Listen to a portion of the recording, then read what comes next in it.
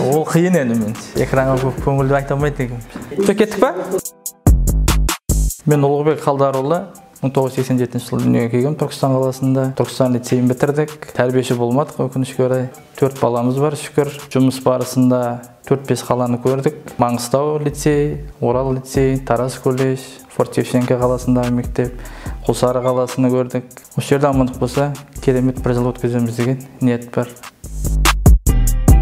Адамзатқа пайдалы болу.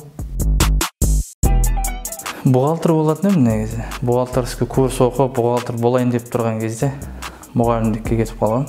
Достыққа барып, сол жерде баяғы мұғалімді көріп, сол мұғалімнің қайттан бір сілтемесімен қайттан мұғалімдікке бет болып кеткен. Бірінші сабырлы мұғалім, екінші жоспармен степ бай степ дейді, асықпай, соңында нәтижесіне жететін мұғалім. Мен негіз ұзақ уақытқа көп арман жоспар жасамайды екен. Құлсарыға келгелі бері Құлсарының жасаған арман жоспарын айтсам болады. Мектепке футбольный поле салу бірінші жұмысымыз. Болды, сол қазіргі кездегі бірінші бас ауыру сол деп айтсам болады. Алтын ұрпақ деген Нұрғали Ораз ағамыздың жазған кітабы. Бізде жетеді парази. Негізі айтатын болсақ, ең көп қолданатын сөздің біреу пипес жарым, мен пипес деген сөзді қолданам. Сосын бір күн қай мектеп екенін айтпай ақ қояйын, сабақта 77 рет жігіттер деп айтқан екен. Сосын тәрбиеші, мәрбиеші деген сөзді көп қолданам. Артында бір нөлі болса, жаңағы арманымызды орындап, газон соғуға болады. Футбол команда жоқ вообще. Белгілі игроктарға балет етемін басқа нәрсе. Қиын сұрақ. Көре алмаймын негізі.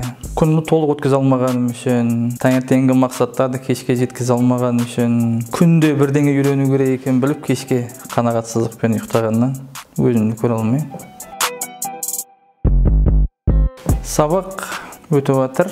Біз күткен деңгейде емес, қанағаттанарлық. Балдарымыз алдымызда болса, одан да жақсы, одан да пайдалы береміз деген жоспарымыз, ниетіміз бар. Мектеп оқушыларсыз бос өте уақытымыз қазір ысыраппен өтіп жатқан сияқты. Көп жері бос кетіп жатыр. Айналыспауымыз керек, бос шаруалармен де айналысуға мәжбүр болып қалып жатыр. Оқушылар болса, олардың әрбір мәселесімен айналысам деп, көптеген пайдалы заттармен айналысатын ек деген ой бар. Әлі жаңамыз, пока танысу үстіндеміз. Бұған 3 айдан кейін амандық болса, сұрақ қойсаңыз, мен сізге алдағы керемет жоспарларымызбен тағында бөлісе аламыз жаңа жылдан кейін. Қазір жыл қорытындылаудамыз. Мереке құтты болсын. Мұғалімдік деген өте қасиетті мамандық. Бұл мамандық иелері күнде құттықтауға лайықты. Төл мерекелеріңіз құтты болсын. Мұғалімнің жетістігі, оқушысының жетістігі, оқушыларыңыздың жетістігі көп болсын. Сіздерді қуантатын күндері көп болсын. Оқушыларыңыз жетістіктен жетістікке жете берсін. Сіздер олардың жетістігімен қуана беріңіздер. Басымызға біткен бұл індеттен аман есен тез құтылып, оқушыларымызбен қауышу нәсіп етсін бәрімізге.